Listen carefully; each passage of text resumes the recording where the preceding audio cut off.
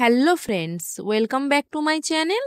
আজকে আমি আপনাদের সঙ্গে শেয়ার করব আচারি মাছের ডিমের কারি।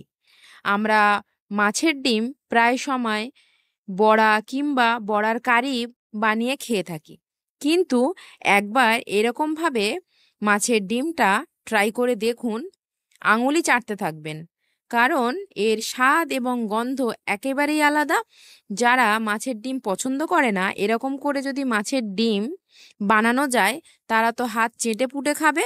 এবং ঘরোয়া উপকরণ দিয়ে খুব চটজলদি বানানো হয়ে যায়, যেটা আপনারা গরম ভাত কিংবা রুটি দিয়ে সার্ভ করতে পারবেন। তো চলুন দেখে নেওয়া যাক আজকে আমি আচারি মাছের ডিম কিভাবে বানাচ্ছি। প্রথমে কড়াইতে দিয়ে দিয়েছি পরিমাণ মতো তেল। গরম হয়ে এলে দিয়ে দেব বেশ কিছুটা পেঁয়াজ কুচি। এখানে একটু পেঁয়াজের পরিমাণ বেশিই লাগবে। পেঁয়াজটা নরম হওয়ার জন্য দিয়ে দেব সামান্য লবণ, দিয়ে ভালো করে নাড়িয়ে চাড়িয়ে নরম হওয়া পর্যন্ত ওয়েট করে যাব। যখনই পেঁয়াজ নরম হয়ে আসবে দিয়ে দেব একটা বড় সাইজের টমেটো এবং আদা রসুনের পেস্ট, দিয়ে ভালো করে নাড়িয়ে চাড়িয়ে নেব। তারপরে দিয়ে দেব ধুয়ে রাখা মাছের ডিম। মাছের ডিমটা দেওয়ার পর গ্যাসটা লো ফ্লেমে রেখে কিছুক্ষণের জন্য কিন্তু হাতটা চালিয়ে যেতেই হবে, না তো মাছের ডিমটা দলা পাকিয়ে যাবে। ভালো করে নাড়িয়ে চাড়িয়ে একদম ঝুড়ো ঝুড়ো করে ভেজে নিতে হবে। এটা একদমই লো ফ্লেমেই করতে হবে। রান্না মানেই ধৈর্য, ধৈর্য ধরে রান্না করলে রান্না অবশ্যই সুন্দর হবে।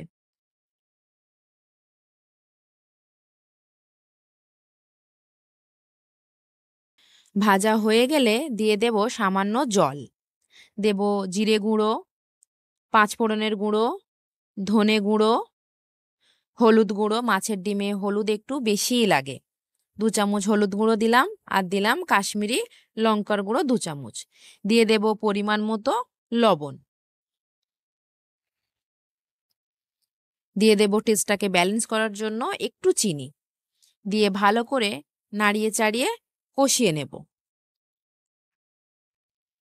তারপরে দিয়ে দেব 2 কাঁচা লঙ্কা চেরা, দিয়ে এবার সামান্য সামান্য জল দেব আর কষাবো। কারণ গুঁড়ো মশলা দেওয়ার পর একটু জল দিয়েই কষাতে হয়, না হলে মশলা কিন্তু তলাতে ধরে যায়। তারপরে দিয়ে দেব আচার। এই আচারটা আমরা প্রায় বাড়িতে গরমের সময় বানিয়ে থাকি। কাঁচা আম দিয়ে, মশলা দিয়ে, তেল দিয়ে যে আচারটা কাঁচের বয়মে করে ভরে রাখা হয়, সেই আচারের একটু আমের টুকরো, টকের পরিমাণ যে যার স্বাদ মতোই দেবেন। আর দেব ওই মশলা এবং তেলটা, দিয়ে ভালো করে কষাবো। আমার আচারটা প্রায় 2 বছরের পুরনো, কিন্তু গন্ধ কিন্তু সেই রকমই ছিল, কোনো পরিবর্তন হয়নি। দিয়ে ভালো করে কষিয়ে নিয়ে পরিমাণ মতো জল দিয়ে ফুটিয়ে নিয়ে যখনই শুকনো হয়ে আসবে, চারিদিক থেকে তেল ছেড়ে আসবে, ভালো করে লো ফ্লেমে নাড়িয়ে চাড়িয়ে নেব, যেন মাছের ডিম থেকে একটুও জল না বেরোয়। এই আচারের গন্ধের জন্যই কিন্তু মাছের ডিমের স্বাদ এবং গন্ধ দুটোই পরিবর্তন হয়ে যাবে।